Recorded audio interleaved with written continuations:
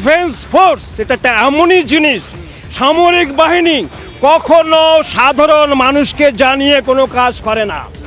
এইখানেই হয়েছে কনফিউশনটা জনসাধারণের সাথে। এখানে যাদের কি হচ্ছে, আমরা কখনোই বলে যাব না যে আমরা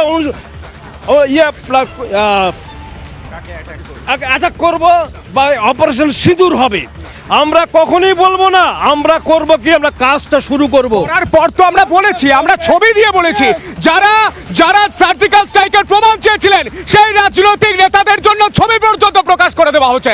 তারপরে অপারেশন সিঁদুর নিয়ে মমতা বন্দ্যোপাধ্যায় এবং তার দলের নেতারা যে কথা বলছেন সেটা মেনে নেওয়া যায়।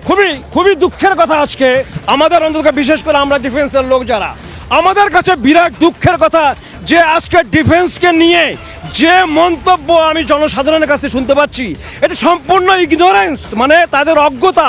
তারা ডিফেন্স সম্বন্ধে কোনো জ্ঞান নেই। আমি বলবো মমতা বন্দ্যোপাধ্যায়, আমি বলছি যারা হোক, সে রাজনৈতিক নেতা হোক, রাজনৈতিক দল হোক, আমি বলবো তাদেরকে সবসময় খেয়াল রাখবেন, ডিফেন্স ফোর্সটা কিন্তু কারোর জন্য নয়।